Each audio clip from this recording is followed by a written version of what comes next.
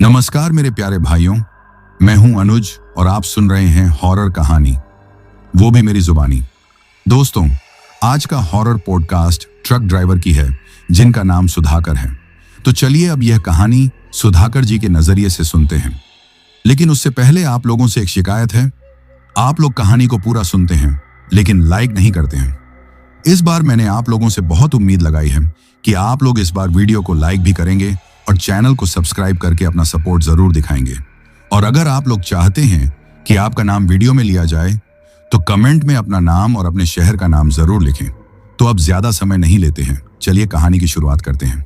दोस्तों, मेरा नाम सुधाकर है। उम्र होगी कोई 45 के आसपास और मैं गुजरात के कच्छ जिले के एक छोटे से कस्बे का रहने वाला हूँ। यूं तो जिंदगी के 25 साल मैंने ट्रकों के स्टीयरिंग व्हील के पीछे ही गुजार दिए हैं, लेकिन आज जो खौफनाक दास्तां मैं आपको सुनाने जा रहा हूं, उसने मेरे वजूद को इस कदर झकझोर दिया कि अब रात में ट्रक चलाना तो दूर, अंधेरे कमरे में सोने से भी रूह कांप जाती है। आज मुझे ट्रक ड्राइविंग का काम छोड़े हुए लगभग 1 साल हो गया है। डॉक्टरों का कहना है कि मेरे दिल की नसें कमजोर हो गई हैं और किसी भी तरह का तनाव या भारी काम मेरी जान ले सकता है। लेकिन वो ये नहीं जानते कि ये कमजोरी किसी बीमारी की वजह से नहीं, बल्कि उस एक रात के खौफ का नतीजा है जो मेरे जहन में हमेशा के लिए जिंदा रह गया है। ये बात उस वक्त की है जब मैं और मेरा खलासी प्रदीप गुजरात के मुंद्रा पोर्ट से मार्बल का भारी भरकम कंसाइनमेंट लेकर राजस्थान के जयपुर के लिए निकले थे। प्रदीप कोई 20-22 साल का लड़का था। नया नया इस काम में आया था, लेकिन फुर्तीला और ईमानदार था। उसके आने से मेरा काम काफी हल्का हो गया था। उसे टेक्नोलॉजी का बड़ा शौक था। हर वक्त कानों में ईयरफोन लगाकर गाने सुनता रहता या फिर अपने मोबाइल पर कुछ न कुछ करता रहता। उसे रास्ते याद रखने की जरूरत नहीं पड़ती थी। वो कहता था, उस्ताद गूगल मैप है ना, दुनिया के किसी भी कोने में पहुंचा देगा। मैं उसकी इन बातों पर मुस्कुरा देता था। उसे क्या पता था कि कभी कभी ये टेक्नोलॉजी भी उन रास्तों पर ले जाकर छोड़ देती है जहां से वापसी का कोई रास्ता नहीं होता। हम लोग दोपहर के करीब 3 बजे मुंद्रा से निकले थे। माल काफी ज्यादा था और हमें अगले दिन शाम तक डिलीवरी देनी थी। इसी वजह से हमने तय किया था कि हम रात में भी लगातार ट्रक चलाएंगे और सिर्फ खाना खाने और जरूरत पड़ने पर ही रुकेंगे। गुजरात की सड़कों पर मक्खन जैसा एहसास था और हमारा ट्रक अपनी पूरी रफ्तार से राजस्थान की सीमा की ओर बढ़ रहा था। शाम ढल चुकी थी और रात का अंधेरा धीरे धीरे हाईवे को अपनी आगोश में ले रहा था। प्रदीप अपनी सीट पर बैठा गाने सुन रहा था और मैं अपनी धुन में ट्रक चला रहा था। हम लोग अब तक लगभग 5-6 घंटे का सफर तय कर चुके थे।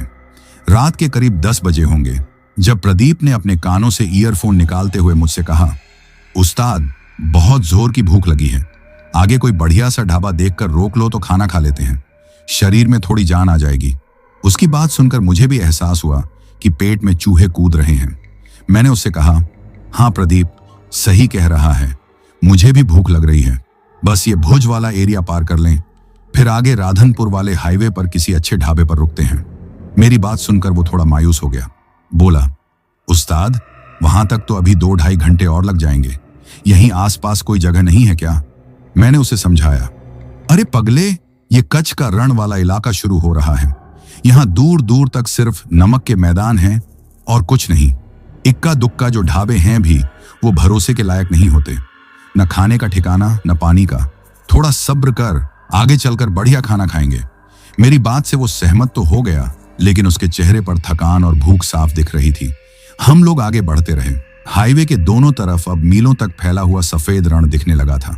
चांदनी रात में वो नमक की चादर ऐसी चमक रही थी जैसे किसी ने जमीन पर शीशे का समंदर बिछा दिया हो। ये नजारा दिखने में जितना खूबसूरत था उतना ही वीरान और डरावना भी था। दूर दूर तक आबादी का कोई नामो निशान नहीं था। सिर्फ हमारी ट्रक की हेडलाइट की रोशनी थी जो अंधेरे को चीरती हुई आगे बढ़ रही थी और इंजन की घरघराहट उस वीराने की खामोशी को तोड़ रही थी। अभी हम लोग कुछ किलोमीटर आगे ही गए होंगे कि अचानक मुझे सड़क के किनारे एक छोटा सा ढाबा दिखाई दिया। एक पुराने से टीन शेड के नीचे कुछ चारपाइयां पड़ी थीं और एक बल्ब जल रहा था जिसकी पीली रोशनी उस जगह को और भी रहस्यमयी बना रही थी।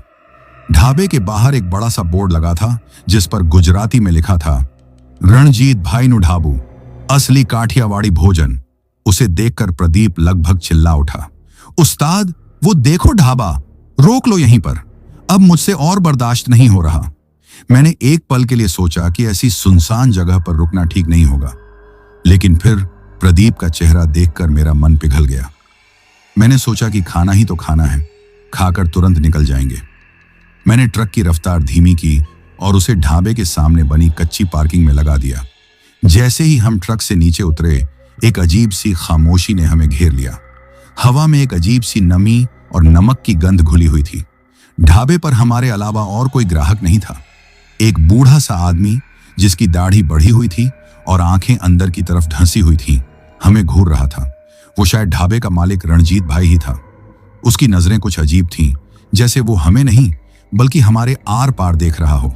हम लोग एक चारपाई पर जाकर बैठ गए। बूढ़े आदमी ने अपनी जगह से हिले बिना ही कर्कश आवाज में पूछा, क्या खाओगे? प्रदीप ने झट से कहा, काका, जो भी सबसे अच्छा बना हो वो 2 प्लेट ले आओ और पानी की बोतलें भी दे देना। बूढ़ा आदमी बिना कुछ कहे अंदर चला गया। मैं उस जगह का मुआयना करने लगा। वो ढाबा दिखने में बहुत पुराना और जर्जर लग रहा था। ऐसा लगता था जैसे सालों से उसकी मरम्मत नहीं हुई हो। वहां एक अजीब सी उदासी और वीरानगी पसरी हुई थी। मुझे वहां बैठकर अच्छा महसूस नहीं हो रहा था। मेरे मन में बार बार आ रहा था कि हमें यहां नहीं रुकना चाहिए था।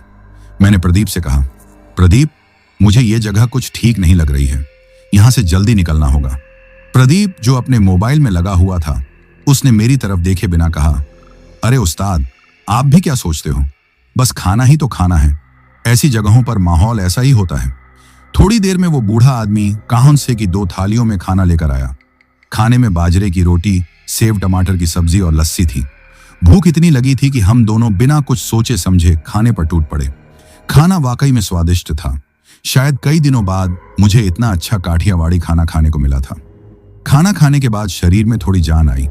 हम लोग अभी अपनी थाली में ही हाथ धो रहे थे कि वो बूढ़ा आदमी हमारे पास आकर खड़ा हो गया। उसने मुझसे पूछा, कहां तक जाओगे साहब? मैंने जवाब दिया, जयपुर जाना है। मेरी बात सुनकर उसकी आंखों में एक अजीब सी चमक आ गई।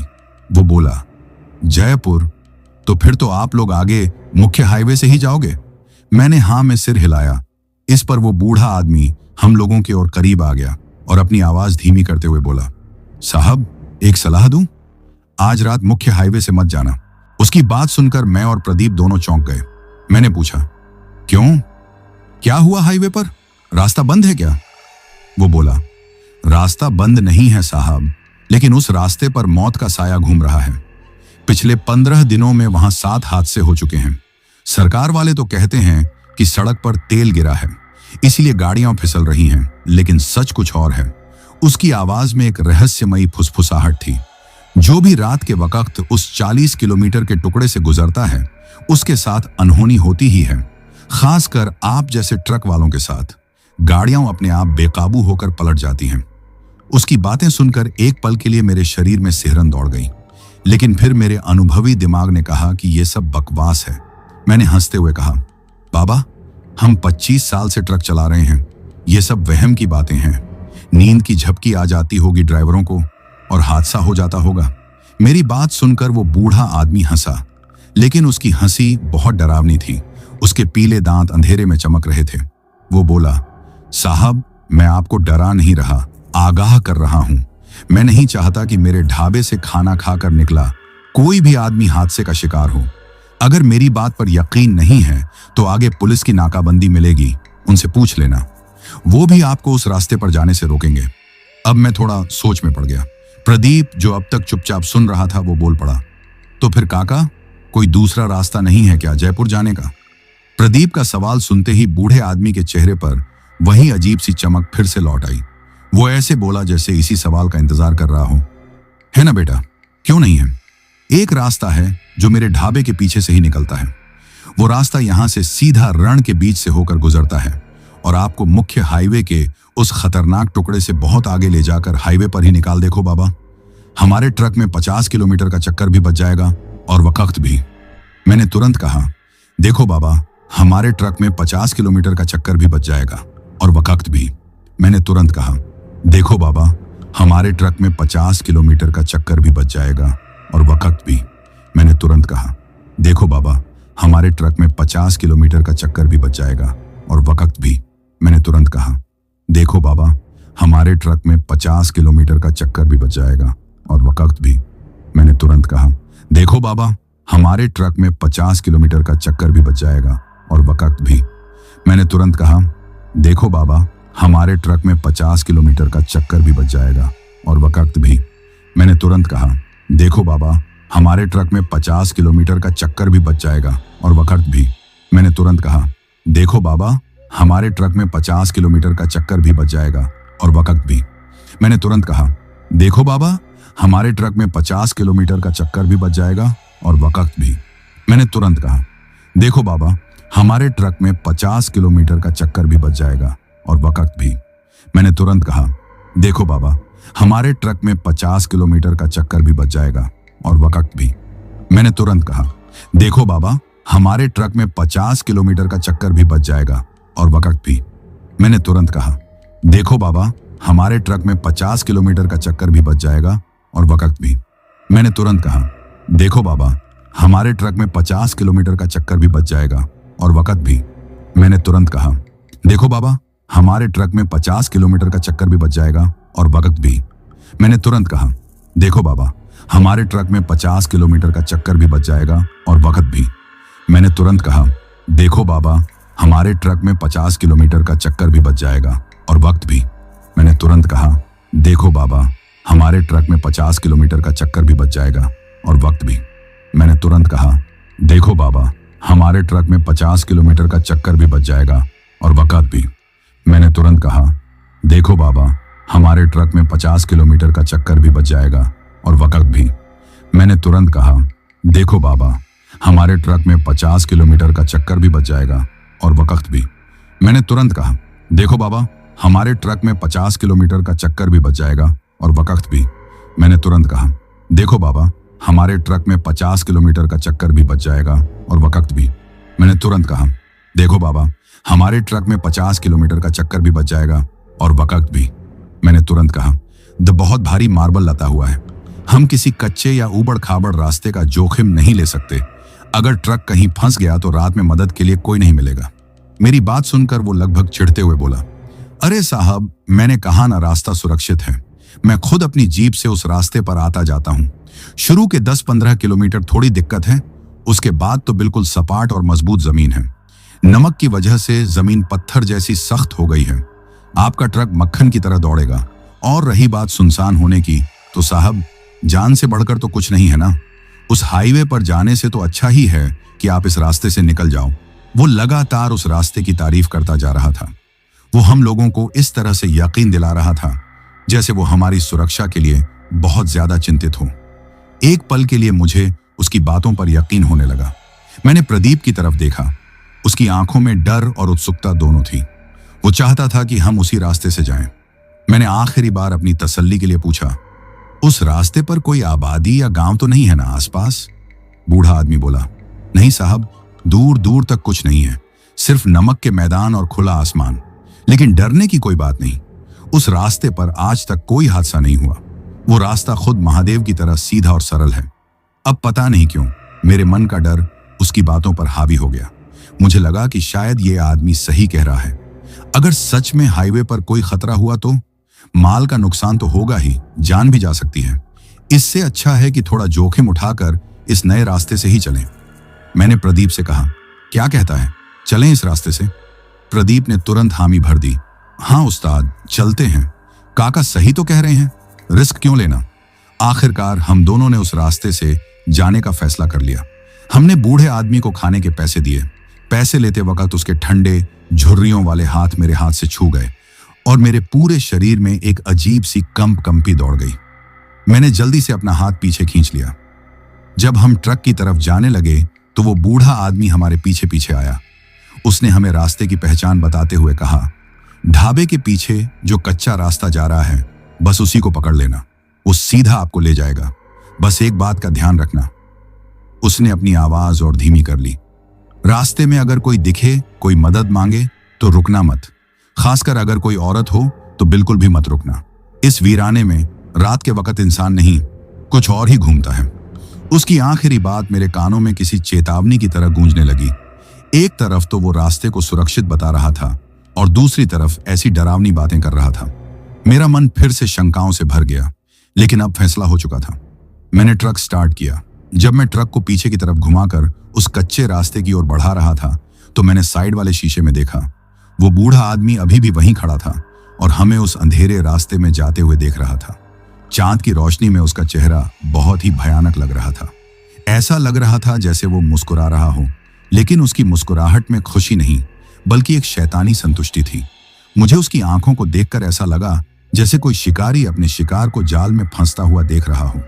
एक पल के लिए मेरा दिल जोर से धड़का और मैंने सोचा कि ट्रक रोककर वापस हाईवे पर चला जाऊं, लेकिन तभी प्रदीप बोला, चलो उस्ताद, अब क्या सोच रहे हो? मैंने एक गहरी सांस ली और ट्रक को उस अनजाने अंधेरे रास्ते पर आगे बढ़ा दिया।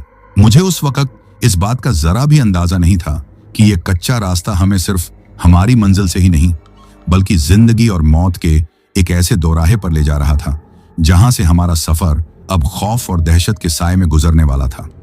वो बूढ़ा आदमी, वो ढाबा और उसकी वो चेतावनी, ये सब एक बड़ी और भयानक साजिश का हिस्सा थे और हम दोनों उस साजिश के नए शिकार बनने जा रहे थे। ट्रक अब उस कच्चे रास्ते पर धीरे धीरे आगे बढ़ रहा था। मेरे दिल में एक अजीब सी घबराहट थी, जैसे मैं जानबूझकर किसी अनजाने खतरे की ओर बढ़ रहा हूं। ढाबे वाले उस बूढ़े आदमी का शैतानी मुस्कान वाला चेहरा बार बार मेरी आंखों के सामने आ रहा था। उसके कहे हुए आखिरी शब्द मेरे कानों में गूंज रहे थे, इस वीराने में रात के वक्त इंसान नहीं, कुछ और ही घूमता है। मैं अपने मन को समझाने की कोशिश कर रहा था कि वो सिर्फ एक बूढ़ा आदमी था जो शायद अकेलापन दूर करने के लिए कहानियां गढ़ता होगा, लेकिन मेरा दिल इस तर्क को मानने के लिए तैयार नहीं था। वह रास्ता शुरुआत में काफी ऊबड़ खाबड़ था। ट्रक हिचकोले खा रहा था और केबिन के अंदर रखा सामान खड़खड़ा रहा था। प्रदीप, जो अब तक चुप था, बोला, उस्ताद, ये रास्ता तो बड़ा खराब है। काका तो कह रहे थे कि बढ़िया रास्ता है। उसकी आवाज में शिकायत थी। मैंने उसे तसल्ली देते हुए कहा, उसने कहा था ना कि शुरू के 10-15 किलोमीटर थोड़ी दिक्कत है, सब्र रख, आगे सही हो जाएगा। हालांकि मैं खुद भी मन ही मन उस बूढ़े को कोस रहा था। ट्रक की रफ्तार बहुत धीमी थी और मुझे डर था कि कहीं कोई टायर गड्ढे में जाकर फट न जाए। लगभग आधे घंटे तक इसी तरह हिचकोले खाते हुए चलने के बाद रास्ता सच में बेहतर होने लगा। अब जमीन ज्यादा समतल और सख्त थी। जैसा उस बूढ़े ने कहा था, नमक की वजह से जमीन पत्थर की तरह मजबूत हो गई थी। मैंने ट्रक की रफ्तार थोड़ी बढ़ाई। अब हम उस सफेद रेगिस्तान के बिल्कुल बीचों बीच थे। चारों तरफ जहां तक नजर जाती थी सिर्फ और सिर्फ सफेद नमक की चादर बिछी हुई थी, जो चांद की दूधिया रोशनी में रहस्यमयी तरीके से चमक रही थी। आसमान बिल्कुल साफ था और तारे इतने नजदीक और साफ दिख रहे थे जैसे हाथ बढ़ाकर उन्हें छू लूं। ऐसा नजारा मैंने अपनी जिंदगी में पहले कभी नहीं देखा था। एक पल के लिए मैं उस जगह की खूबसूरती में खो गया, लेकिन यह खूबसूरती अपने अंदर एक भयानक वीरानगी और अकेलापन समेटे हुए थी। उस पूरे रेगिस्तान में हम अकेले थे। हमारे अलावा और कोई दूसरा इंसान, कोई दूसरी गाड़ी या कोई और जिंदा चीज होने का एहसास तक नहीं था। हवा की साई साई की आवाज भी इतनी तेज थी कि डरावनी लग रही थी। मेरे 25 साल के ड्राइविंग के अनुभव में मैं हजारों सुनसान रातों में सफर कर चुका था, लेकिन ऐसा अकेलापन और ऐसी बेचैनी मुझे पहले कभी महसूस नहीं हुई थी। ऐसा लग रहा था जैसे हम दुनिया से कटकर किसी और ही ग्रह पर आ गए हों। प्रदीप भी अब चुपचाप बाहर देख रहा था। उसके चेहरे पर भी उस जगह का खौफ साफ नजर आ रहा था। उसने अपने कानों में ईयरफोन नहीं लगाए थे, न ही वो अपना मोबाइल देख रहा था। वो बस खामोशी से बाहर के अंधेरे को घूर रहा था। केबिन के अंदर सिर्फ ट्रक के इंजन की घरघराहट और हमारे सांस लेने की आवाज थी। मैंने माहौल को हल्का करने की कोशिश करते हुए कहा, क्यों प्रदीप, लग रहा है ना डर? उसने मेरी तरफ देखा और एक सूखी सी मुस्कान के साथ बोला, नहीं उस्ताद, डर किस बात का, जब आप साथ हो तो। बस ये जगह थोड़ी अजीब है, ऐसा लग रहा है जैसे वक्त यहां आकर थम गया हो। उसकी बात सुनकर मैं चुप हो गया। वो कह तो सही रहा था। उस जगह में कुछ तो था जो अजीब था। एक ऐसी नकारात्मक ऊर्जा थी जिसे मैं महसूस कर पा रहा था, लेकिन समझ नहीं पा रहा था। हम लोग इसी तरह खामोशी से आगे बढ़ते रहे। अचानक ट्रक की हेडलाइट की रोशनी में मुझे आगे रास्ते के किनारे कुछ खड़ा हुआ दिखाई दिया। जैसे जैसे हम करीब पहुंचे, मुझे समझ आया कि वो एक लोहे का बोर्ड था जिस पर कुछ लिखा हुआ था। वो कोई सरकारी बोर्ड नहीं लग रहा था। ऐसा लग रहा था जैसे किसी ने हाथ से ही उसे बनाकर वहां गाड़ दिया हो। उसे देखकर प्रदीप उत्सुकता से बोला, उस्ताद रोको जरा, देखें तो इस वीराने में क्या चेतावनी लिखी है। मैंने ट्रक को उस बोर्ड के पास ले जाकर रोक दिया। जैसे ही ट्रक रुका, इंजन की आवाज बंद होते ही एक भयानक खामोशी ने हमें घेर लिया। अब सिर्फ हवा की डरावनी साई साई की आवाज आ रही थी। हमने हेडलाइट की रोशनी में उस बोर्ड को पढ़ने की कोशिश की। उस पर लाल रंग से गुजराती में कुछ लिखा था, लेकिन वो काफी पुराना हो चुका था और मौसम की मार से ज्यादातर अक्षर मिट गए थे। सिर्फ 2 शब्द साफ साफ पढ़े जा रहे थे, पाछा जाओ यानी वापस जाओ। इन शब्दों के ऊपर क्या चेतावनी लिखी थी, वो हिस्सा पूरी तरह से मिट गया था। ऐसा लग रहा था जैसे किसी ने जानबूझकर उसे खुरच कर मिटा दिया हो। उस बोर्ड को देखकर मेरे दिल की धड़कनें तेज हो गईं। ये जरूर किसी ने खतरे से आगाह करने के लिए ही लगाया होगा। उस बूढ़े आदमी की बातें फिर से मेरे दिमाग में घूमने लगीं। प्रदीप ने बोर्ड की तरफ देखकर कहा, लगता है किसी ने मजाक किया है, या हो सकता है आगे रास्ता खराब हो इसलिए किसी ने लिख दिया होगा। चलो उस्ताद, आगे बढ़ते हैं। अब इतनी दूर आ गए हैं तो वापस जाने का कोई मतलब नहीं। मैं उससे सहमत नहीं था। मेरा मन कह रहा था कि ये कोई मजाक नहीं है, ये एक गंभीर चेतावनी है। मैंने एक पल के लिए सच में सोचा कि ट्रक को यहीं से वापस घुमा लूं, लेकिन फिर दिमाग ने कहा कि अगर मैं वापस गया तो मुझे उसी खतरनाक हाईवे से जाना पड़ेगा जिसके बारे में उस बूढ़े ने बताया था। मैं एक दुविधा में फंस गया था, एक तरफ खाई तो दूसरी तरफ कुआं। मैंने एक गहरी सांस ली और प्रदीप से कहा, ठीक है, लेकिन अब हम और ज्यादा सावधान रहेंगे। मैंने जैसे ही ट्रक स्टार्ट करने के लिए चाबी घुमाई, इंजन से एक अजीब सी खट्ट की आवाज आई और ट्रक स्टार्ट नहीं हुआ। मैंने दोबारा कोशिश की, फिर से वही हुआ। अब मेरा माथा ठनका। मैंने अपनी पूरी जिंदगी ट्रकों के साथ गुजारी थी। मैं उनकी एक एक आवाज पहचानता था। ये कोई बड़ी खराबी नहीं थी, लेकिन कुछ तो गड़बड़ थी। मैंने प्रदीप से कहा, यार ये स्टार्ट नहीं हो रहा, नीचे उतरकर देख तो जरा, कहीं बैटरी का तार तो नहीं हिल गया है। प्रदीप दरवाजा खोलकर नीचे उतरा। मैंने उसे टॉर्च देते हुए कहा, ध्यान से देखियो और जल्दी वापस आना। वो ठीक है उस्ताद कहकर ट्रक के पीछे की तरफ चला गया। मैं केबिन में अकेला बैठा इंतजार करने लगा। 5 मिनट गुजर गए, फिर 10 मिनट। प्रदीप वापस नहीं आया। बाहर मौत जैसा सन्नाटा पसरा था। अब मुझे सच में डर लगने लगा था। मैंने गर्दन बाहर निकालकर आवाज लगाई, ओए प्रदीप, क्या हुआ? सब ठीक है?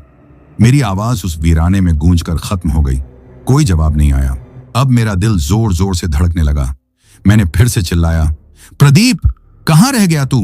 जवाब क्यों नहीं दे रहा? इस बार भी कोई जवाब नहीं, सिर्फ हवा की आवाज जो अब मुझे किसी के रोने जैसी लग रही थी। मैं बुरी तरह घबरा गया। मेरे दिमाग में तरह तरह के ख्याल आने लगे। कहीं किसी जंगली जानवर ने हमला तो नहीं कर दिया, या कहीं वो रास्ता भटक कर अंधेरे में खो तो नहीं गया। उस बूढ़े की बात मेरे जहन में कौन थी? यहां इंसान नहीं, कुछ और घूमता है।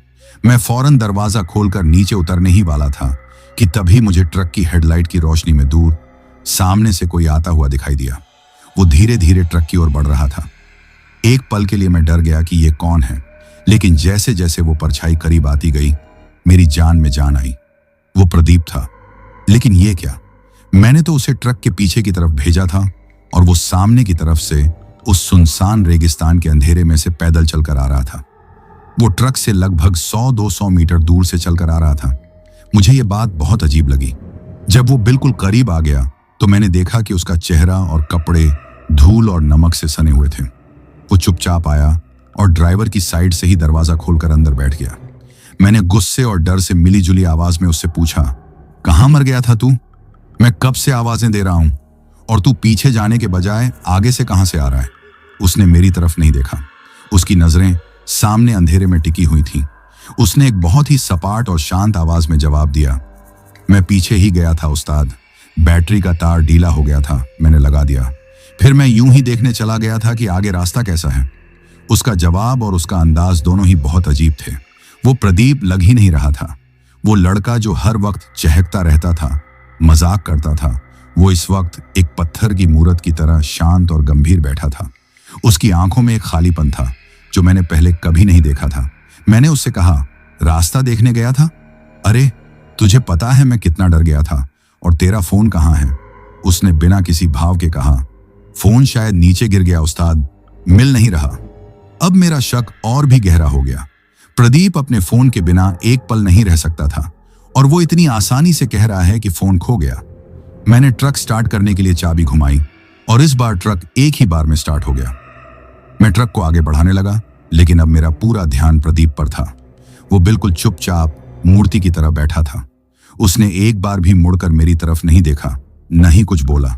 बस उसकी गहरी आंखें सामने अंधेरे को घूर रही थीं। केबिन के अंदर का माहौल अब बहुत भारी और तनावपूर्ण हो गया था। बाहर की वीरानगी से ज्यादा खौफनाक मुझे अब अपने ही खलासी से लग रहा था, जो मेरे बगल में बैठा तो था, लेकिन मुझे लग रहा था कि वो प्रदीप नहीं, कोई और है। मेरे शरीर में डर की एक लहर दौड़ गई और मुझे एहसास हो गया कि हम किसी बहुत बड़ी मुसीबत में फंस चुके हैं और इस सफेद रेगिस्तान का असली खौफनाक खेल तो अब शुरू होने वाला था। मैंने ट्रक को आगे तो बढ़ा दिया था, लेकिन अब केबिन के अंदर का माहौल बाहर की वीरानगी से लाख गुना ज्यादा डरावना हो चुका था। मेरा अपना खलासी प्रदीप, जो कुछ घंटों पहले तक मेरे साथ हंस बोल रहा था, अब एक जिंदा लाश की तरह मेरे बगल में बैठा था। उसकी खामोशी किसी चीख से ज्यादा भयानक थी। उसकी आंखें, जो हमेशा शरारत और जिंदा दिली से चमकती थीं, अब एक गहरी खाली झील की तरह थीं, जिनमें कोई भाव नहीं था। मैंने उससे बात करने की, इस अजीब सी चुप्पी को तोड़ने की एक और नाकाम कोशिश की। मैंने स्टीयरिंग व्हील पर अपनी पकड़ मजबूत करते हुए पूछा, प्रदीप, घर पर सब ठीक है? माँ बाबूजी ठीक हैं? मैं जानता था कि वो अपनी माँ के बहुत करीब था। मैं चाहता था कि वो कुछ बोले, कोई प्रतिक्रिया दे, ताकि मुझे यकीन हो जाए कि वो वही प्रदीप है जिसे मैं जानता हूं। उसने बहुत देर बाद जवाब दिया। उसकी नजरें अभी भी सामने अंधेरे पर खड़ी हुई थीं। बोला, सब ठीक है। उसकी आवाज में कोई अपनापन नहीं था। वो इतनी सपाट और बेजान थी जैसे किसी मशीन से निकली हो। मैंने फिर पूछा, तेरी एक बहन भी है ना? उसकी शादी की बात चल रही थी शायद। इस बार उसने कोई जवाब नहीं दिया। वो बस पत्थर की मूरत बना बैठा रहा। उसकी इस खामोशी ने मेरे अंदर बैठे डर को और भी बढ़ा दिया। मुझे 100% यकीन हो गया था कि उस रात, उस नमक के रेगिस्तान में, जब प्रदीप मेरे ट्रक से नीचे उतरा था, तब उसके साथ कुछ बहुत ही भयानक और अनहोनी घटना हुई थी। या तो वो किसी चीज से बहुत बुरी तरह डर गया था, या फिर मेरे बगल में बैठा यह शख्स प्रदीप था ही नहीं। ये दूसरा ख्याल मेरे दिमाग में आते ही मेरे रोंगटे खड़े हो गए। मैंने डर के मारे जल्दी से इस ख्याल को अपने दिमाग से झटक दिया। अब हमारा सफर और भी मुश्किल होता जा रहा था। वो सख्त सपाट जमीन खत्म हो गई थी और अब रास्ता फिर से रेतीला और ऊबड़ खाबड़ हो गया था। ट्रक की रफ्तार बहुत कम हो गई थी। मुझे बार बार गियर बदलने पड़ रहे थे। ऐसा लग रहा था जैसे ट्रक किसी दलदल में चल रहा हो। हर पल यही डर लगा रहता था कि कहीं ट्रक का पहिया रेत में धंस न जाए। अगर ऐसा हो जाता तो इस वीराने से निकलना नामुमकिन था। मैं पूरी तरह से ड्राइविंग पर ध्यान लगाने की कोशिश कर रहा था, लेकिन मेरी नजरें बार बार प्रदीप की ओर उठ जाती थी। वो अब भी उसी तरह बैठा था, 1 इंच भी नहीं हिला था। बस उसकी आंखें अंधेरे में कुछ ढूंढ रही थीं। ऐसा लग रहा था जैसे उसे किसी चीज का इंतजार हो। अचानक दूर अंधेरे में मुझे कुछ धुंधली आकृतियां दिखाई दी। वो अंधेरे के साए की तरह लग रही थी। जैसे जैसे हम करीब पहुंचे, मुझे समझ में आया कि वो झोपड़ियां थीं। कच्ची मिट्टी की बनी हुई गोल गोल झोपड़ियां, जिन्हें कच्छ में भूंगा कहते हैं। वो एक छोटा सा गांव या किसी बस्ती जैसा लग रहा था, जो अब पूरी तरह से वीरान पड़ा था। उसे देखकर मेरे मन में एक अजीब सा सवाल उठा। उस बूढ़े ढाबे वाले ने तो कहा था कि इस रास्ते पर दूर दूर तक कोई आबादी नहीं है, तो फिर ये वीरान बस्ती यहां कैसे? रास्ता उन झोपड़ियों के बिल्कुल बीच से होकर गुजर रहा था। मेरे पास और कोई चारा नहीं था। मुझे ट्रक को उन वीरान झोपड़ियों के बीच से ही निकालना था। जैसे ही हमारे ट्रक ने उस बस्ती में प्रवेश किया, हवा की साएं साएं की आवाज और भी तेज हो गई। ऐसा लग रहा था जैसे उन टूटे फूटे घरों के अंदर से कोई रो रहा हो, कोई कराह रहा हो। वो झोपड़ियां खंडहर बन चुकी थीं। उनकी छतें टूटकर गिर गई थीं। दीवारें आधी अधूरी खड़ी थीं। कुछ झोपड़ियों के दरवाजे हवा से बार बार खुल और बंद हो रहे थे, जिससे खट खट की एक डरावनी आवाज पैदा हो रही थी। मैंने देखा कि उन घरों के बाहर लोगों का छोड़ा हुआ सामान बिखरा पड़ा था। मिट्टी के टूटे हुए बर्तन, बच्चों के पुराने कपड़े, एक टूटी हुई चारपाई। ऐसा लग रहा था जैसे यहाँ रहने वाले लोग किसी बड़ी आपदा या डर की वजह से अचानक सब कुछ छोड़कर भाग गए हों। उस जगह की हवा में एक अजीब सा भारीपन था। एक दर्द और तकलीफ का एहसास था जो मेरी सांसों में घुल रहा था। मुझे साफ महसूस हो रहा था कि हम पर नजर रखी जा रही है। उन खंडहर झोपड़ियों के अंधेरे कोनों से, उन टूटी हुई खिड़कियों से सैकड़ों अनदेखी आंखें हमें घूर रही थीं। मैं डर के मारे पसीने से तरबतर हो गया था। मैं बस जल्द से जल्द उस मनहूस जगह से निकल जाना चाहता था। मैंने ट्रक की रफ्तार थोड़ी बढ़ाने की कोशिश की। हम उस बस्ती को लगभग पार कर ही चुके थे कि तभी अचानक हेडलाइट की रोशनी में जो दिखा, उसे देखकर मेरी चीख निकलते निकलते रह गई। रास्ते के ठीक बीचों बीच एक छोटा सा बच्चा खड़ा था। उम्र होगी कोई 6-7 साल। वो एक लड़का था। फटे पुराने मैले कपड़े पहने हुए था। उसके बाल बिखरे हुए थे और चेहरा धूल से सना हुआ था। वो नंगे पैर था और बिल्कुल मूर्ति की तरह स्थिर खड़ा था। उसकी बड़ी बड़ी काली आंखें हमारे ट्रक की हेडलाइट की रोशनी में चमक रही थीं और वो उन्हीं आंखों से हमें घूर रहा था। उसके छोटे से हाथ में एक पुरानी जंग लगी हुई टिन की गाड़ी थी, जिसे उसने कसकर पकड़े रखा था। इतनी गहरी रात में इस भयानक वीराने में एक अकेले बच्चे को इस तरह रास्ते के बीच में खड़ा देखकर मेरा खून जम गया। मेरे दिमाग ने काम करना बंद कर दिया। एक पिता होने के नाते मेरा दिल उस बच्चे को देखकर तड़प उठा। कौन था ये बच्चा? ये यहां अकेला क्या कर रहा था? इसके माँ बाप कहाँ थे? हजारों सवाल एक साथ मेरे दिमाग में कौंध गए। मेरी पहली प्रतिक्रिया एक ड्राइवर की नहीं, एक इंसान की थी। मैंने जोर से ब्रेक लगाए। ट्रक एक झटके के साथ चर्र की आवाज करता हुआ उस बच्चे से कुछ ही फीट की दूरी पर रुक गया। मेरा दिल ऐसे धड़क रहा था जैसे अभी सीना फाड़कर बाहर आ जाएगा। मैं कांपते हुए हाथों से दरवाजा खोलने ही वाला था कि तभी मेरे बगल में बैठे प्रदीप ने हरकत की। उसका बर्फ जैसा ठंडा हाथ मेरे कंधे पर आ गया। उसने मेरा कंधा इतनी मजबूती से पकड़ लिया कि मुझे दर्द होने लगा। मैंने उसकी तरफ देखा। उसकी खाली आंखों में आज पहली बार कोई भाव था, एक गहरी गंभीर चेतावनी का भाव। उसने एक ऐसी आवाज में कहा जो उसकी थी ही नहीं, एक गहरी, भारी और आदेश देने वाली आवाज। उस्ताद, दरवाजा मत खोलना। मैं हैरान रह गया। मैंने लगभग चिल्लाते हुए कहा, पागल हो गया है क्या प्रदीप? तुझे दिख नहीं रहा? वो एक छोटा सा बच्चा है, अकेला है यहां पर। मैंने उसका हाथ हटाने की कोशिश की, लेकिन उसकी पकड़ किसी लोहे के पंजे की तरह मजबूत थी। वो मेरी तरफ देखे बिना सिर्फ उस बच्चे को घूर रहा था जो अभी भी उसी तरह स्थिर खड़ा था। प्रदीप फिर उसी डरावनी सपाट आवाज में बोला, वो बच्चा नहीं है। उसकी बात सुनकर मेरा गुस्सा और बढ़ गया। क्या मतलब बच्चा नहीं है? अंधा हो गया है क्या तू? हमें उसकी मदद करनी होगी। मैं उसे इस वीराने में मरने के लिए नहीं छोड़ सकता। मैं उससे लगभग लड़ रहा था, लेकिन वो टस से मस नहीं हुआ। उसने अपनी पकड़ और मजबूत कर ली और बोला, उस्ताद, मेरी बात मानो। ट्रक को पीछे मत लेना, बस धीरे धीरे आगे बढ़ाओ। उसे दूर रहो, वो एक जाल है। जाल? कैसा जाल? मैं चिल्लाया। तुझे हो क्या गया है प्रदीप? तू ऐसी बातें क्यों कर रहा है? ट्रक अभी भी स्टार्ट था और उसकी हेडलाइट सीधी उस बच्चे पर पड़ रही थी। वो बच्चा जो अब तक मूर्ति बना खड़ा था, उसने धीरे धीरे अपना सिर हिलाया। उसने हमारी तरफ देखा और एक बहुत ही मासूम सी, दिल को चीर देने वाली आवाज में बोला, काका, मदद करो, मेरी मां बीमार है। उसकी आवाज सुनकर मेरा दिल पिघल गया। मेरे अंदर का बाप जाग गया। मैंने सोचा, प्रदीप शायद डर की वजह से बहकी बहकी बातें कर रहा है। मैं इस मासूम को ऐसे नहीं छोड़ सकता। मैंने अपनी पूरी ताकत लगाकर प्रदीप का हाथ झटकने की कोशिश की, लेकिन नाकाम रहा। ट्रक का इंजन घर घर कर रहा था। हेडलाइट की रोशनी में वो मासूम बच्चा खड़ा था, जिसकी आंखों में उम्मीद थी, और मेरे बगल में बैठा मेरा अपना खलासी, जो अब किसी दुश्मन की तरह लग रहा था, मुझे उस बच्चे की मदद करने से रोक रहा था।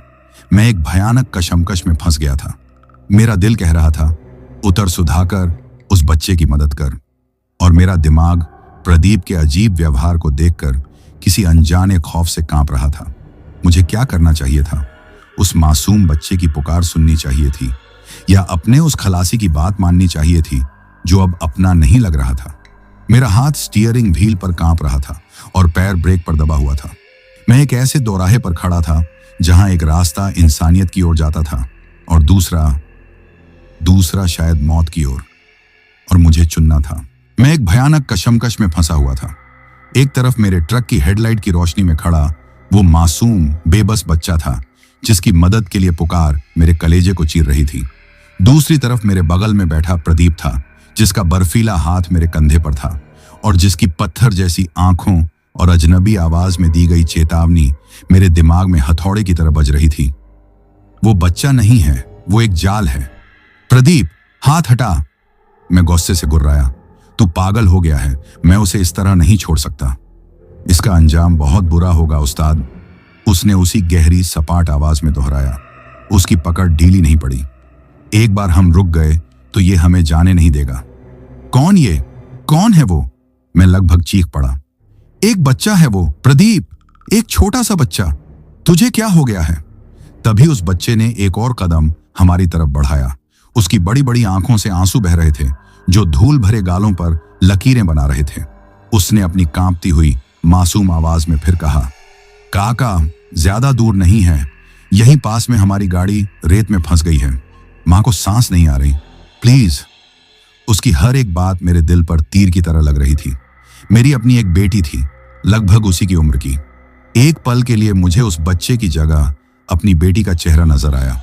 अगर मेरी बेटी कभी ऐसी मुसीबत में हो और कोई उसकी मदद न करे तो। ये ख्याल आते ही मेरा सारा डर, सारी शंकाएं एक तरफ हो गईं और मेरे अंदर का पाप जाग गया। मैंने एक आखिरी फैसलाकुन नजरों से प्रदीप की तरफ देखा। उसकी आंखों में अब भी वही चेतावनी थी, लेकिन साथ में एक अजीब सी बेबसी भी थी, जैसे वो जानता हो कि मैं उसकी बात नहीं मानूंगा। मैंने एक बीच का रास्ता निकालने का फैसला किया। मैंने उससे कहा, ठीक है, मैं नीचे नहीं उतरूंगा, मैं ट्रक से भी बाहर नहीं निकलूंगा, लेकिन हम उसे ऐसे छोड़ भी नहीं सकते। मैं ट्रक को धीरे धीरे आगे ले जाकर देखता हूं कि उसकी गाड़ी कहां है। अगर मुझे जरा भी गड़बड़ लगी तो मैं ट्रक को फौरन वापस घुमा लूंगा। अब हाथ हटा मेरा। मेरी बात सुनकर प्रदीप के चेहरे पर एक अजीब सी निराशा छा गई। उसने कुछ नहीं कहा, बस धीरे धीरे अपना हाथ मेरे कंधे से हटा लिया। लेकिन उसकी नजरें उस बच्चे पर ऐसे घड़ी हुई थीं जैसे कोई शिकारी अपने दुश्मन को देख रहा हो। मैंने उस बच्चे की तरफ देखकर आवाज लगाई, बेटा डरो मत, हम आ रहे हैं, बताओ किस तरफ है तुम्हारी गाड़ी। मेरी आवाज सुनकर उस बच्चे के चेहरे पर एक हल्की सी मुस्कान आई। उसने अपने छोटे से हाथ से रास्ते के बाईं तरफ इशारा किया, जहां कोई रास्ता नहीं था, सिर्फ मीलों तक फैला हुआ नमक का रेगिस्तान था। उसने कहा, इस तरफ, बस थोड़ा ही आगे है। मैंने एक गहरी सांस ली और ट्रक को धीरे धीरे उस तरफ मोड़ दिया जिधर बच्चे ने इशारा किया था। प्रदीप चुपचाप बैठा था। उसकी खामोशी अब मुझे और भी ज्यादा डरा रही थी। ट्रक अब उस कच्चे रास्ते से उतरकर खुली रेतीली जमीन पर चल रहा था। पहियों के नीचे की रेत की सरसराहट साफ सुनाई दे रही थी। वो बच्चा अब हमारे ट्रक के आगे आगे चल रहा था, हमें रास्ता दिखा रहा था। वो बार बार पीछे मुड़कर हमें देखता और मुस्कुरा देता। उसकी वो मासूम मुस्कान देखकर मेरा दिल बैठ रहा था। मैं खुद को कोस रहा था कि मैंने प्रदीप पर शक क्यों किया। बेचारा शायद इस वीरान जगह को देखकर डर गया होगा। हम लोग लगभग 200-300 मीटर आगे बढ़े होंगे। जमीन अब और भी ज्यादा नरम और दलदली होती जा रही थी। ट्रक को आगे बढ़ाने में मुझे काफी जोर लगाना पड़ रहा था। वो बच्चा, जो हमारी हेडलाइट की रोशनी में हमसे कोई 20 फीट आगे चल रहा था, अचानक एक छोटे से रेत के टीले के पीछे ओझल हो गया। मैंने सोचा कि शायद वो टीले के दूसरी तरफ होगा। मैंने ट्रक को और आगे बढ़ाया। जैसे ही हमारा ट्रक उस टीले के पास से गुजरा, मैंने देखा कि आगे कोई नहीं था। वो बच्चा गायब हो चुका था। मैंने हैरानी से ट्रक रोक दिया। अरे कहां गया वो? मैं बड़बड़ाया। चारों तरफ सिर्फ और सिर्फ खाली रेगिस्तान था। दूर दूर तक कोई निशान नहीं। ऐसा लग रहा था जैसे वो बच्चा हवा में घुल गया हो। अब मेरे दिमाग में खतरे की घंटी जोर जोर से बजने लगी। प्रदीप की कही हुई बातें सच साबित हो रही थीं। वो एक जाल है। मैं घबराहट में ट्रक को पीछे घुमाने ही वाला था कि तभी प्रदीप ने फुसफुसाते हुए कहा, उस्ताद, लाइट दाईं तरफ घुमाओ। उसकी आवाज में इतना खौफ था कि मेरे हाथ अपने आप घूम गए। मैंने ट्रक की हेडलाइट को धीरे धीरे दाईं तरफ घुमाया।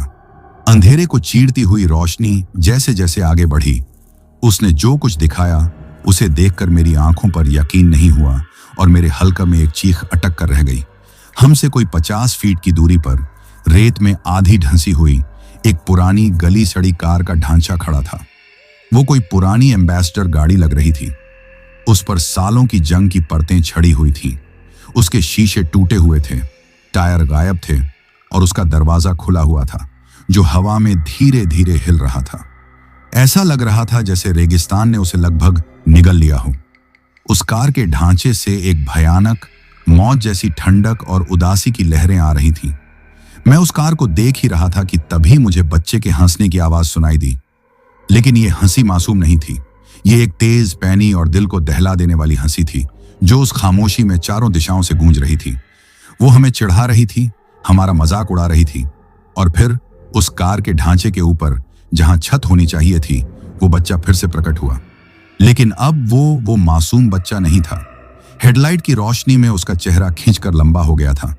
उसकी आंखें किसी कोयले की तरह अंधेरे में दहक रही थीं और उसके होंठ कान तक खींच गए थे, जिसमें से नुकीले दांत दिखाई दे रहे थे। वो अब एक बच्चे का नहीं, बल्कि किसी शैतान का रूप ले चुका था। उसने हमारी तरफ देखकर अपनी पतली भयानक उंगली से इशारा किया और अपनी उसी हंसी को जारी रखते हुए बोला, आ गए। मैं कब से तुम्हारा इंतजार कर रहा था। मैं ये सब देखकर सुन्न पड़ गया था। मेरा शरीर कांप रहा था और मेरे दिमाग ने सोचना समझना बंद कर दिया था। मुझे अपनी आंखों पर विश्वास नहीं हो रहा था। ये सब क्या हो रहा था? ये कौन सी बला थी?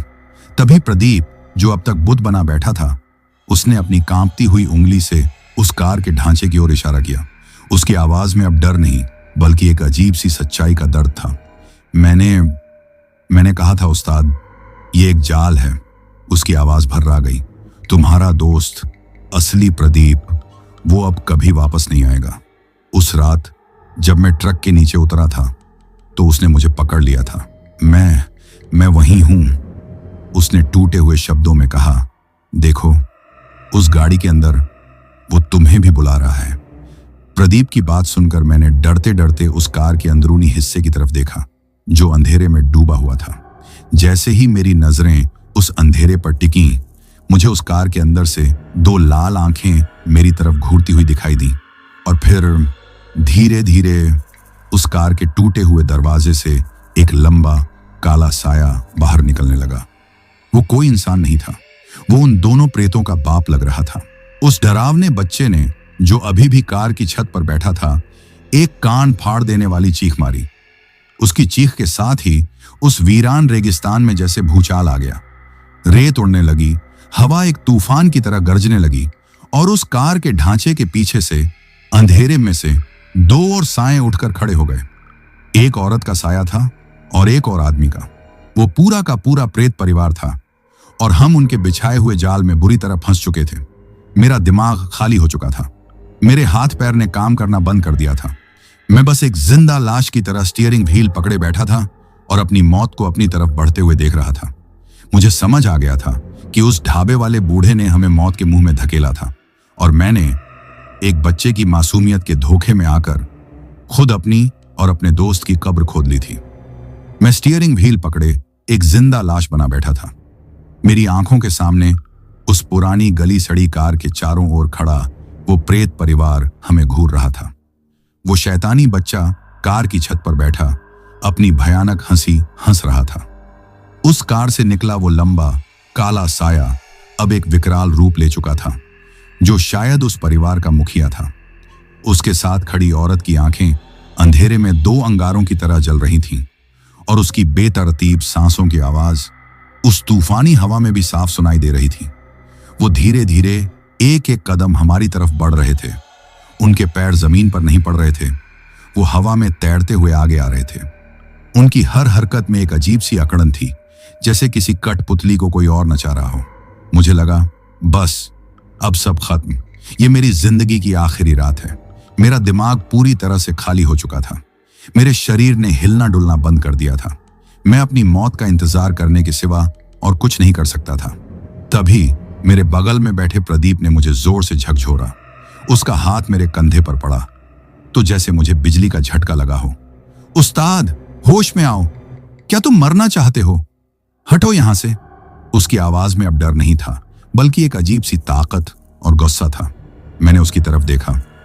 उसकी आंखों का खालीपन अब एक गहरी तीव्र चमक में बदल चुका था। उसने मुझे एक बार फिर झकझोरा। हटो सुधाकर, मेरे पास वक्त नहीं है। यह पहली बार था जब उसने मुझे मेरे नाम से पुकारा था। उसकी आवाज के हुक्म और ताकत ने मेरे जमे हुए शरीर में हरकत पैदा कर दी। इससे पहले कि मैं कुछ समझ पाता, उसने मुझे अपनी पूरी ताकत से धक्का देकर बगल वाली सीट पर गिरा दिया और खुद फुर्ती से ड्राइविंग सीट पर आ गया। उसके हिलने डुलने में एक ऐसी तेजी थी जो किसी आम इंसान में नहीं हो सकती। उसने एक पल भी बर्बाद नहीं किया। उसने ट्रक को तुरंत रिवर्स गियर में डाला और एक्सीलरेटर को पूरी तरह से दबा दिया।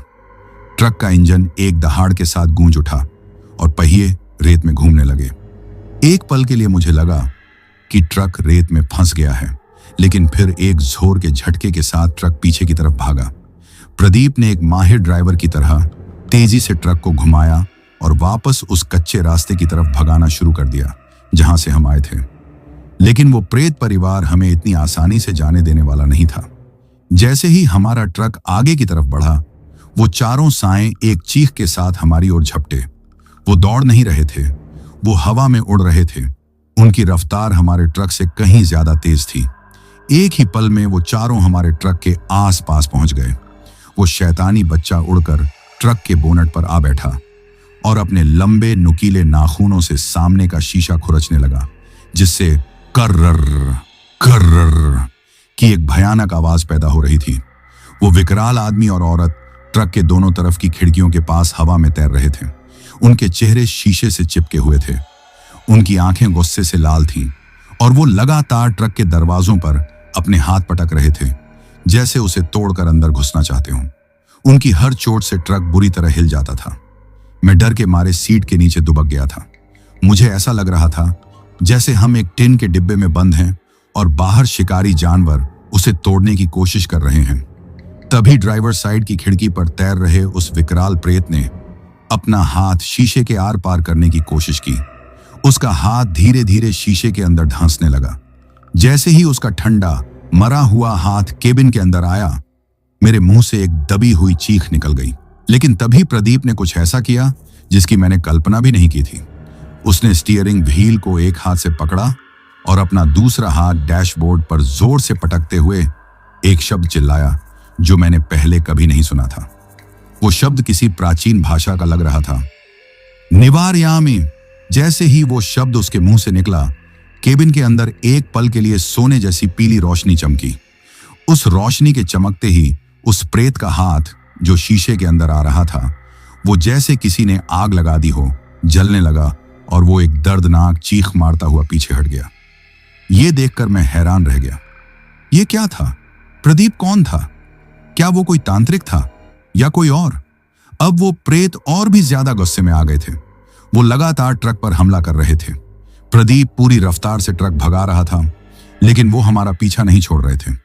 तभी वो विकराल प्रेत, जो उस परिवार का मुखिया लग रहा था, हवा में तैरता हुआ प्रदीप की खिड़की के बिल्कुल पास आ गया। उसका चेहरा शीशे से बस कुछ ही इंच की दूरी पर था।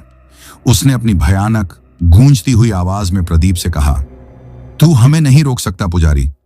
उस दिन भी तूने सिर्फ तमाशा देखा था।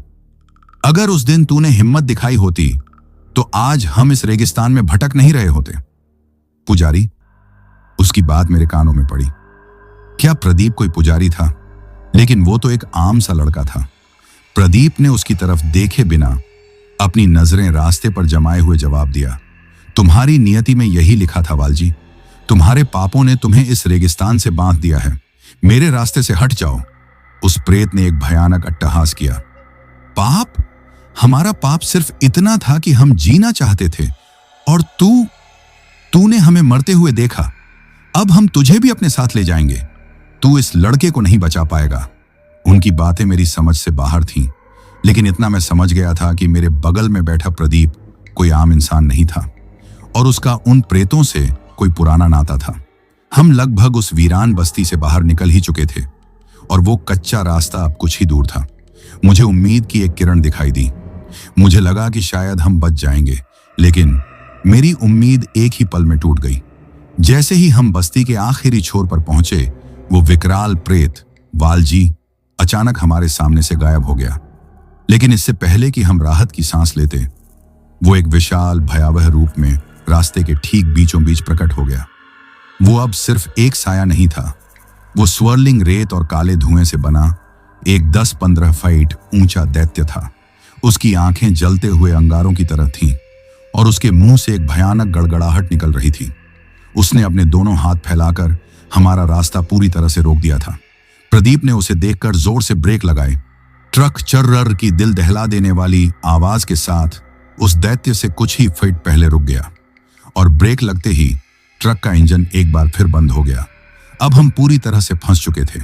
बाहर वो भयानक दैत्य खड़ा था, और उसके पीछे उसका पूरा प्रेत परिवार हमें घेर चुका था। केबिन के अंदर मौत जैसी खामोशी छा गई थी। सिर्फ मेरे और प्रदीप के तेज सांस लेने की आवाज आ रही थी। प्रदीप ने स्टीयरिंग व्हील को इतनी जोर से पकड़ DDH रखा था कि उसकी उंगलियों के नाखून सफेद पड़ गए थे। वो उस दैत्य को घूर रहा था। उसकी आंखों में डर नहीं, बल्कि लड़ने का एक दृढ़ संकल्प था। और मेरे अंदर की सारी हिम्मत जवाब दे चुकी थी। मैंने दोनों हाथों से अपना चेहरा छुपा लिया और आखिरकार मेरे हल्क से एक दबी हुई बेबस सिसकी निकल पड़ी। खेल खत्म हो चुका था। ट्रक का इंजन बंद था। हम उस दैत्य रूपी प्रेत के सामने असहाय और फंसे हुए थे। मौत इतनी करीब थी कि मैं उसकी बर्फीली मौजूदगी को अपनी सांसों में महसूस कर पा रहा था। उस विकराल दैत्य वालजी ने अपने रेत और धुएं से बने हाथ हमारी तरफ उठाए और एक ऐसी आवाज में गरजा जो किसी बादल के गर्जने जैसी थी। अब कोई नहीं बचाएगा तुझे पुजारी। बहुत कोशिश की तूने लोगों को बचाने की।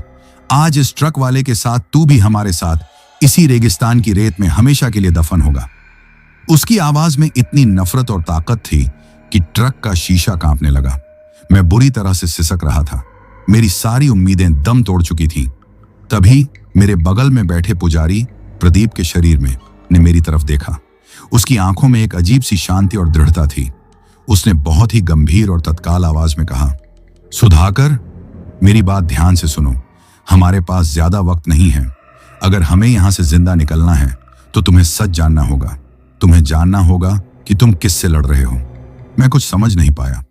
इस मौत के आलम में सच जानने से क्या होगा, लेकिन उसकी आवाज में कुछ ऐसा था कि मैंने अपनी सिसकियां रोककर उसकी तरफ देखा। उसने अपनी नजरें सामने उस दैत्य पर टिकाए हुए ही बोलना शुरू किया। उसकी आवाज अब किसी कहानी सुनाने वाले की तरह शांत और स्पष्ट थी। आज से कई साल पहले उसने कहा, यह रेगिस्तान इतना वीरान और मनहूस नहीं था। यहां से कुछ दूर एक छोटी सी पहाड़ी पर एक प्राचीन मंदिर हुआ करता था। मैं उस मंदिर का पुजारी था। मैंने अपना पूरा जीवन वहीं पूजा पाठ में गुजारा। यह जगह पवित्र मानी जाती थी। उसने एक गहरी सांस ली। और यह साए जो तुम देख रहे हो, यह कोई परिवार नहीं है। उसकी यह बात सुनकर मैं चौंक गया। मैंने उन प्रेतों की तरफ देखा। पुजारी ने बोलना जारी रखा, यह जो दैत्य तुम्हारे सामने खड़ा है, इसका नाम वालजी था।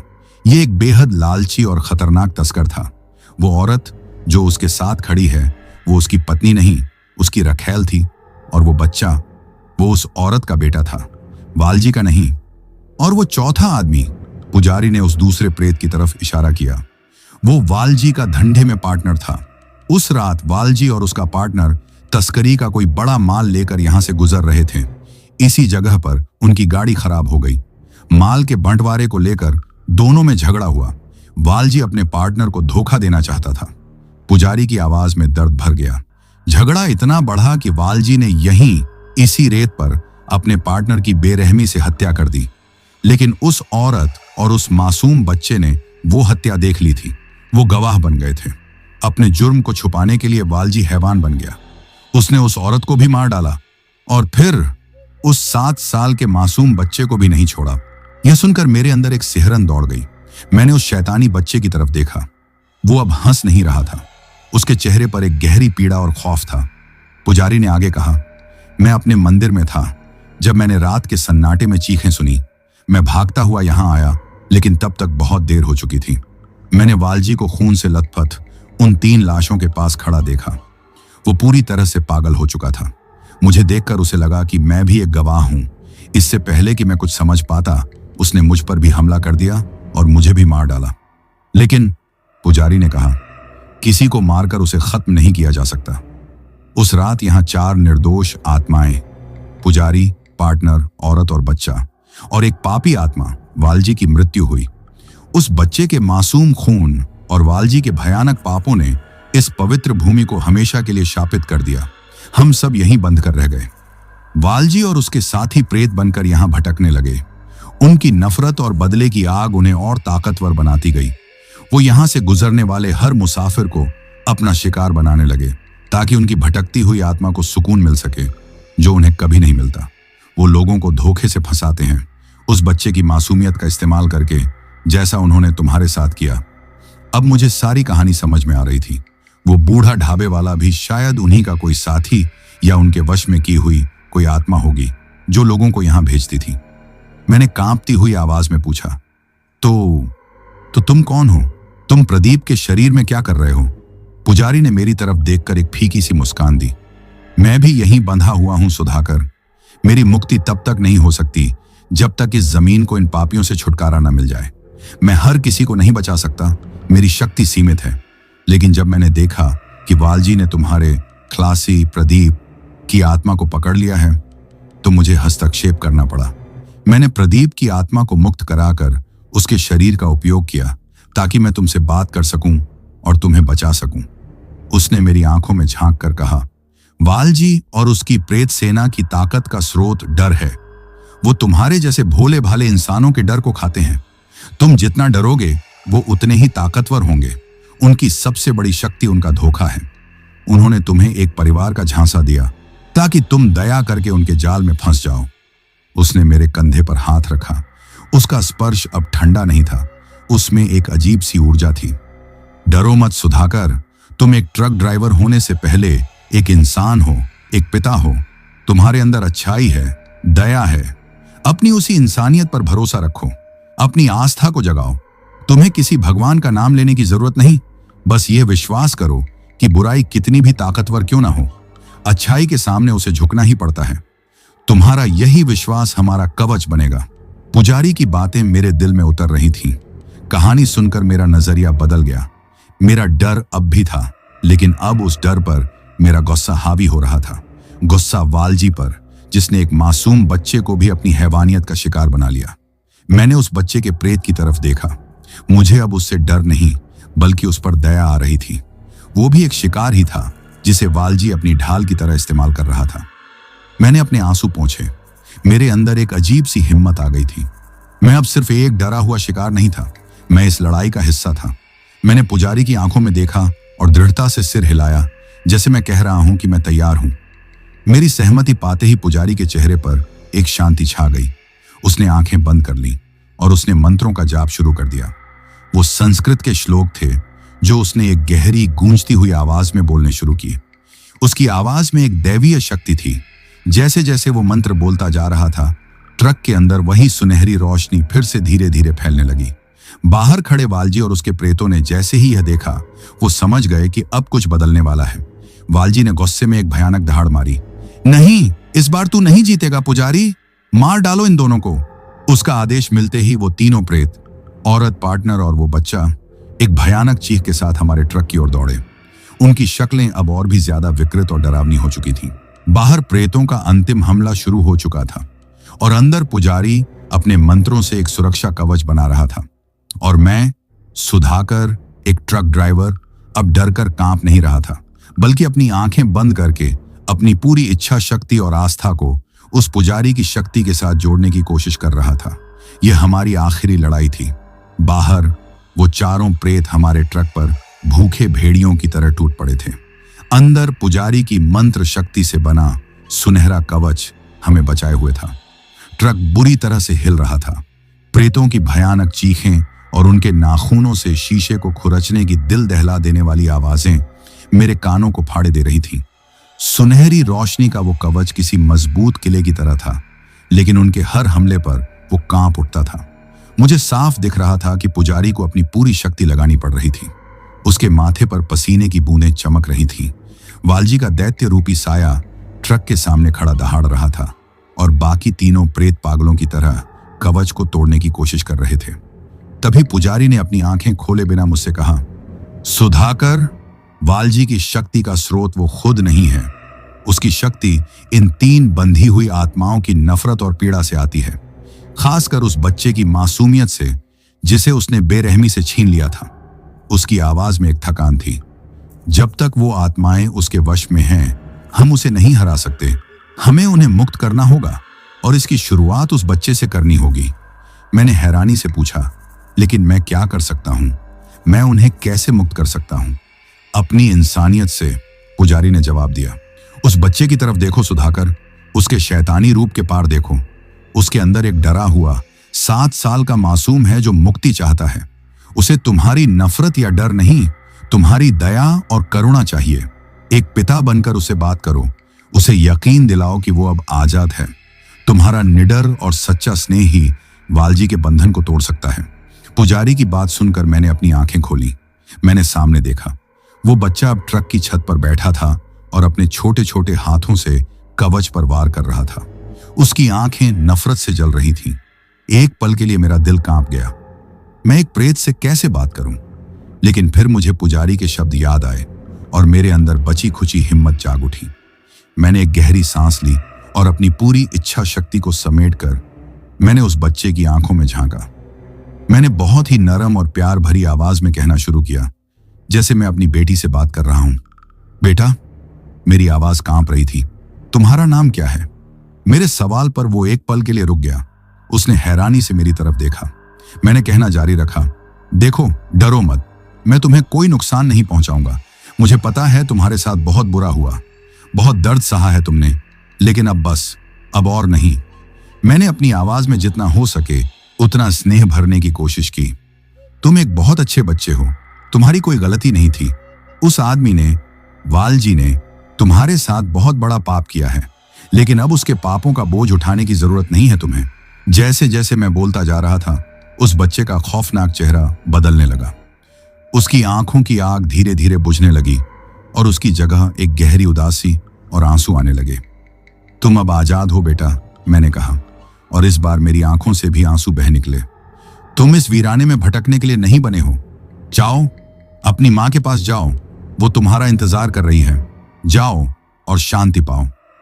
जैसे ही मेरे मुंह से ये शब्द निकले, एक चमत्कार हुआ। उस बच्चे के शैतानी रूप की जगह एक 7 साल के मासूम रोते हुए बच्चे का चेहरा प्रकट हुआ। उसने एक आखिरी बार मेरी तरफ देखा। उसकी आंखों में अब नफरत नहीं, बल्कि एक शुक्रिया का भाव था। और फिर वो एक तेज सफेद रोशनी में बदल गया और आसमान की ओर उठकर सितारों में विलीन हो गया।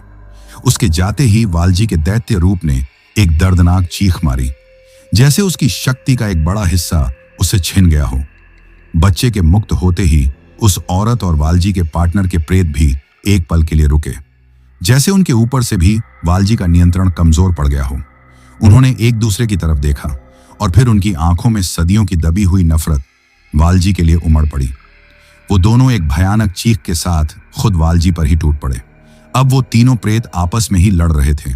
उनकी लड़ाई भयानक थी। वो एक दूसरे को नोच रहे थे, काट रहे थे। आखिरकार कुछ पलों के संघर्ष के बाद वो तीनों एक जोर के धमाके के साथ एक दूसरे में समा गए और हमेशा के लिए खत्म हो गए। अब सिर्फ वालजी का दैत्य रूपी साया बचा था, लेकिन अपने साथियों के जाने के बाद वो बहुत कमजोर हो चुका था। उसका विशाल शरीर अब सिकुड़ रहा था। पुजारी ने यह सही मौका देखा। उसने अपनी पूरी बची हुई ताकत लगाकर जोर से मंत्र का अंतिम श्लोक बोला। उसके मुंह से निकली सुनहरी रोशनी एक भाले की तरह उस दैत्य की तरफ लपकी और सीधे उसके सीने में जा लगी। वालजी ने एक ऐसी भयानक अंतिम चीख मारी जो पूरे रेगिस्तान में गूंज गई। उसका शरीर रेत और धुएं की तरह बिखरने लगा और जमीन में समाने लगा, जैसे यही रेगिस्तान जो उसके पापों का गवाह था अब उसे हमेशा के लिए निगल रहा हो। कुछ ही पलों में सब शांत हो गया। तूफान थम गया था।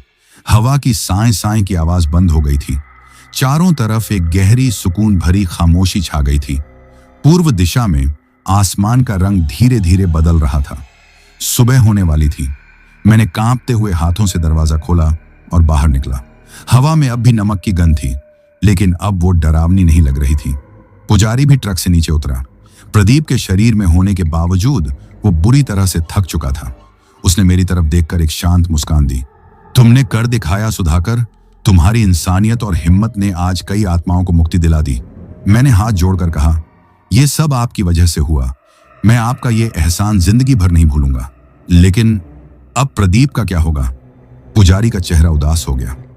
प्रदीप की आत्मा अब शांत है, लेकिन उसके शरीर का अंतिम संस्कार होना जरूरी है ताकि उसके परिवार को सुकून मिल सके।